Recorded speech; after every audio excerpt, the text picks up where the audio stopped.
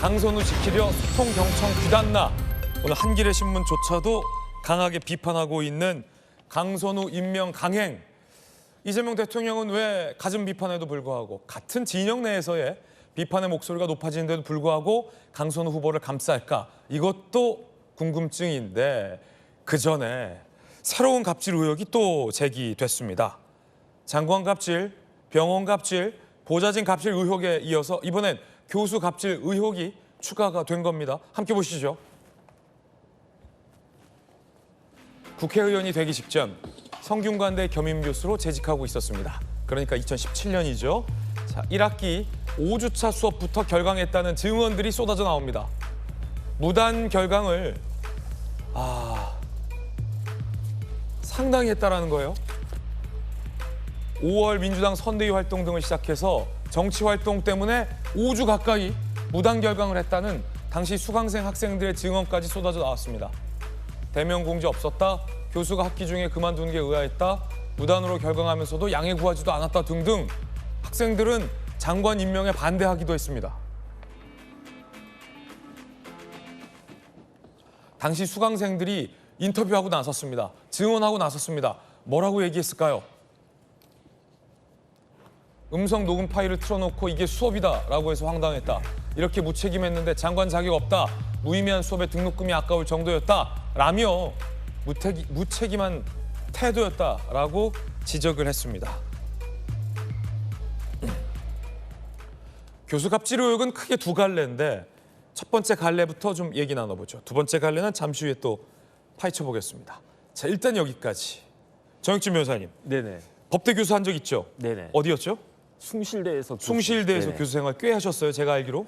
뭐 재밌었습니다. 네. 오래 교수 하셨습니까? 뭐 오래 하지는 않았고요. 무단 결강 하신 적 있었습니까? 무단 결근은 안 했는데요. 네. 사실은 제가 일부러 진짜로 학생들을 위하는 마음에서 한 10분 정도 늦게 들어갔어요. 네. 늦게 들어가 줬어요. 왜냐하면 저희 때는요. 그 교수님들이 조금 늦게 그 2시간 강의를 해도 한 10분쯤 늦게 들어오셔서 한 30분쯤 먼저 끝내주시면 학생들이 되게 좋아했거든요. 인기 많았죠, 그러면. 그렇죠. 그다음에 사실 그래가지고 제가 강의 평가를 받았는데 네. 그랬는데 깜짝 놀랐어요. 왜 깜짝 놀랐냐면 제가 강의 평가가 잘 나올 줄 알았거든요. 네. 왜냐하면 학생들 대학 앞은 뭐 이렇게 음식점이 생각보다 싸더라고요. 그래서 불러다가 밥도 잘 사주고 간식도 사주고 그래가지고 주로 먹는 걸로. 일단 뭐 먹여야 되니까. 예. 그래가지고 저는 그 당연히 강의 평가가 굉장히 잘 나올 거라고 기대를 했었는데 사실은 그렇지 않은 그게 뭐 이렇게 적는 거 있는데 많은 학생들이 뭘 적느냐? 교수님이 10분 늦게 들어온다.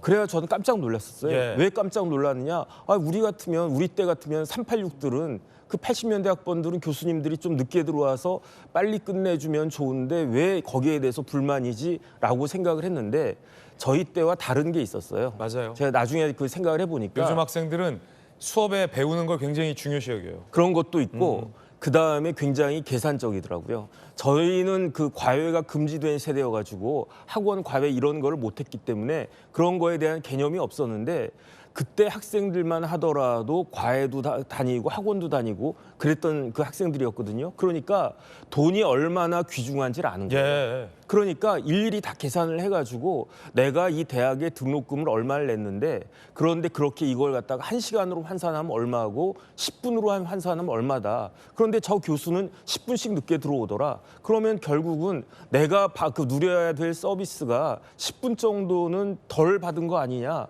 그러니까 그거 문제가 아니냐. 학생들의 권리죠, 사실. 그렇죠. 그래서 제가 그때 그 1학기 때 처음 강의 시작하고 1학기 때 그런 강의 평가를 딱 보고 놀라기도 했지만 맞는 말이다 네. 라고 생각을 해서 2학기 때는 그렇다고 또 뭐 길게 하지는 않았고요. 딱 맞춰가지고 하려고 노력을 했던 기억이 나는데 그런데 그게 2006년도였단 말이에요. 예. 그런데 지금 보니까 강선우 후보자가 2017년도에 저런 그 행동을 했다는 거 아니겠습니까? 있을 수가 없다는 생각이 들고요. 예. 더군다나 강선우 후보자가 저처럼 뭐 대학에 처음 임용돼가지고 교수했던 게 아니고 2012년부터 2016년까지 미국의 사우스다코타 주립대학 교수를 하셨던 분이에요. 예. 우리나라만 그렇겠습니까? 미국 학생들은 더 철저하지 않았겠습니까? 그거를 알면서도 한국에 귀국해서 그 성대에서 겸임 교수하면서 강의를 저렇게 했다라고 하는 것은 진짜 제가 학생이라고 하더라도 80년대 학생이라고 하더라도 그 교수님이 들어오지 않고 뭐 다 과제로 대체하고 뭐 이상한 거 틀어주고 알아서 자습하라 이러면은 80년대 학생들이라도 가만히 있지 않았을 거 아닌가, 저는 그런 생각 듭니다. 이건 학생의 권리와 관련돼 있다라는 전문가들의 지적이 나오고 있습니다. 요즘 교수님들은 저렇게 수업하는 분들 없습니다. 폴리페서라 하더라도 수업은 철저하게 합니다. 왜냐하면 학생들 권리이기 때문입니다. 그런데 5주 가까이 무단 결강했다라는 증언들이 나오고 있는 가운데 그 이유가 다시 아까 표 다시 한번 볼까요? 본인의 정치 활동 때문에 사전에 예고도 없이 무단 결강했다. 이게 더 논란이 대목이거든요. 전주 의원님 어떻게 보십니까? 굉장히 문제가 많죠. 이제 학생들이 지금 10분만 늦어도 네. 그런 지금 태도를 그런 반응을 보이는데 5주를 무단 결강을 했다는 거예요. 근데 그때 그 시기가 또 뭐 문재인 대통령 그때 이제 대선 탄핵 정국으로 인해서 대선이 열리는 그런 시기다 보니까 학교 수업은 이제 본업은 내팽개치고 문재인 캠프 가서 이제 일을 했던 거죠. 선대위에 합류할 거였으면 학기를 시작하지 말았어야 그렇죠. 했죠. 또 정식 교수가 아니고 겸임 네. 교수이기 때문에 본인이 뭐 이런 것 때문에 학교 수업을 병행하기가 어렵다고 하면 그러면 학교의 사직의사를 밝히면 학생들이 충분한 또 수업을 받을 수 있지 않겠습니까? 제가 그때 들었던 학생이 이제 문자를 보니까 네네. 그 비교 가족 문화론이라는 데 그런 수업을 했는데 3월 29일부터 그냥 수업이 안 들어왔다. 학기 초반이네요. 네. 그리고 교수님이 4월 14일 7주 차에는 아까 나온 녹음 대체 수업. 저는 처음 들어보는 거예요, 이게. 그러니까 녹음을 해가지고 근데 그걸 조교가 들려줬다는 거거든요. 라디오처럼요. 그렇죠. 그러니까 너무 황당한 그런 수업 방식인 거죠, 이것이. 그래서 7주 차에는 녹음 수업을 했고 그래서 뭐 이 중간고사를 감안하더라도 5주를 결강을 했다. 그래서 이것을 어떻게 해야 될지를 교수한테 그 당시에 강선우 교수한테 전화를 했는데 통화가 안 돼서 문자를 남깁니다. 해서 그 문자가 지금 캡처된 것을 제가 언론에서 봤거든요. 그렇군요. 문자까지 지금 다 나왔다. 네, 그래서 이제 그 정도로 이거는 어떤 그런 보좌관 갑질뿐만 아니라 네. 학교 수업을 이렇게 불충실하게 한 것이 과연 앞으로 여가부 장관 예. 자격이 자격이 있는지 이것이 굉장히 좀 의문이라는 생각이 들고요. 그리고 지금 어제 인사청문회 이제 청문회 보고서 재송부 요청을 이재명 대통령이 했잖아요. 이제 그것은 결국은 임명을 강행했다. 내일까지 24일까지 내라. 예, 그리고 안 되면 25일에는 지금 임명을 강행할 수 있는 그런 상황이라 네네. 그런 상황에서도 계속 지금 까덕까덕 나오는 양파처럼 그 강선우 후보자에 대한 까도 나온다. 그런 나쁜 이제 그 뉴스가 계속 나오고 있는 것은 나쁜 뉴스. 국민들이 눈높이에는 이것은 결격사유가 차고도 넘친다 지금 그런 거 아닌가 싶습니다. 그렇기 때문에 모 매체 진보 성향의 모 매체에서도 결격이다 이렇게 어디요? 한겨레요? 경향이요? 철회해야 된다. 지금 이런 사설까지 나오고 있기 때문에 네네. 예, 그렇기 때문에 이것은 간단한 문제는 아니고 아직까지 며칠의 시간이 있습니다. 네네. 지금 그래서 이재명 대통령 지지율도 높은데 지금 지지율을 깎아먹고 있거든요.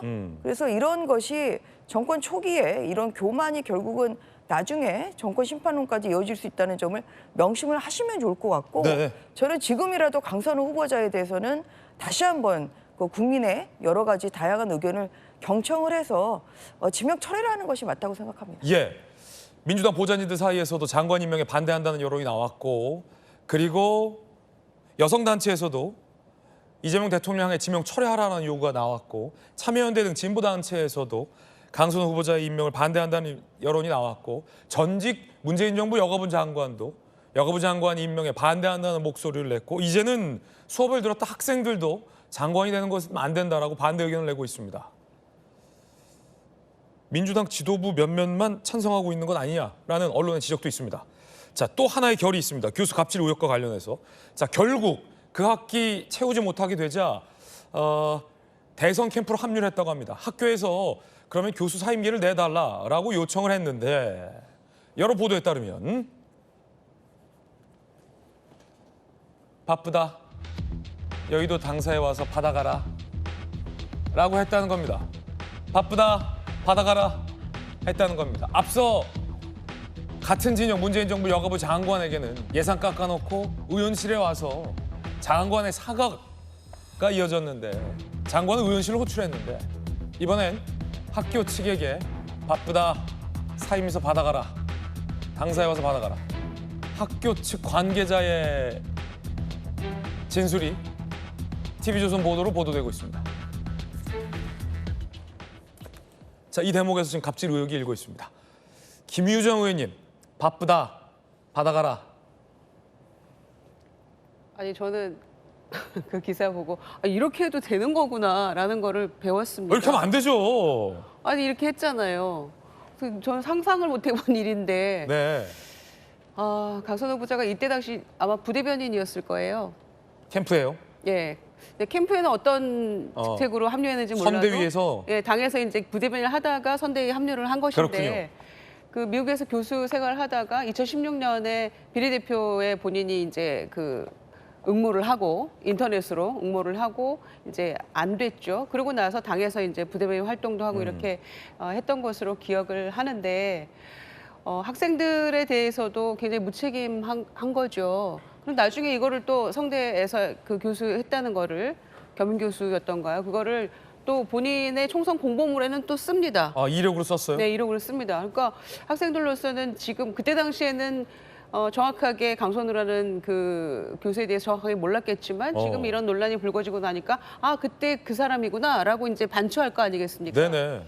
근데 3월부터 6월까지 그 1학기잖아요. 그러면은 보통 한 15주? 중간고사 6월 중순에 하니까 그 정도인데 굉장히 이제 성실하지 못했던 거죠. 그리고 본인이 2017년 5월 9일 날 그때도 탄핵 이후의 대선이었잖아요. 그러면은 어느 정도 예상이 가능했던 예상 가능했던 정치 일정이었죠. 그렇죠. 그랬으면은 그 학교에서 수업을 받지 말았어야죠. 첫째, 수업을 맡지 않았던 게 맞다. 예, 두 번째 맡았으면 성실하게 마치든지 네네. 아니면 중간에 학생들에게도 미리 양해를 구하고 이렇게 된 불가피한 사정에 대해서 자세히 설명을 하고 그게 학생에 대한 예의 아니겠습니까? 그리고 학교에도 사정을 정확하게 설명하고 사임계를 내는 게 맞았겠죠. 그런데 그 어떤 것도 1, 2, 3가 지켜지지 않았잖아요. 네네. 그리고 바쁘다 받아가라뇨. 바쁘니까 받아가라. 와, 뭐 본인이 대선 후보입니까? 성대 가서 내고 와야죠. 적어도. 이건 뭐 아프니까 청춘이다도 아니고 바쁘다 받아가라. 저는 갈수록 태산이다.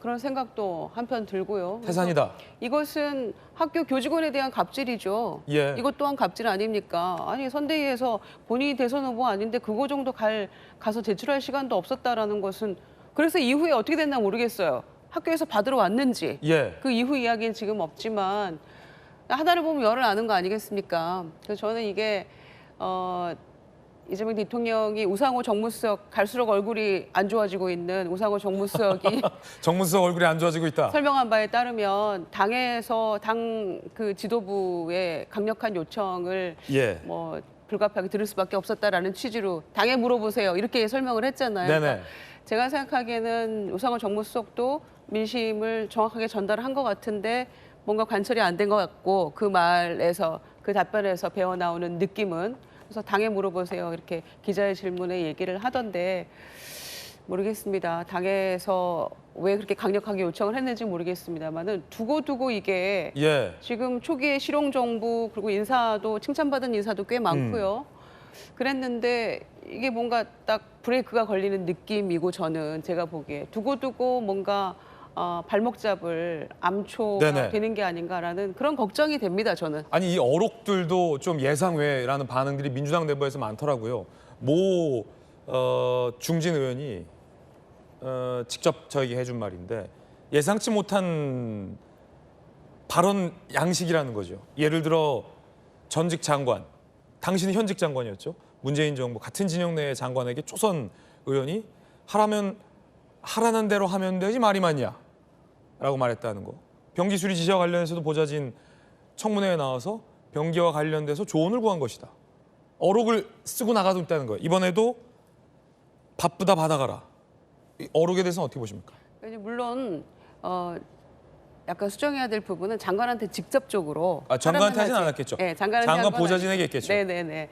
바로 이제 아니면 여가부 직원이다 네네. 이렇게 한 것인데 그거는 상상 못할 일이죠. 상상 못할 일이다. 못할 일이죠. 그리고 이제 실제로 뭐 여야 의원을 막론하고 어떤 국회의원이 장관에게 혹은 여가부 직원에게 그런 식으로 본인의 지역구 민원 해결이 제대로 안 됐다는 이유로 운영비 예산을 깎아버리겠어. 운영비 예산을 깎아버리기 위해서 그렇게 하는 경우는 제가 처음이어서 이제 그냥 모두가 처음입니다. 징벌적 예산 삭감이었죠. 예, 그러니까 그런 얘기는 징벌적 예산 삭감은 마음에 안 드니까 깎겠어.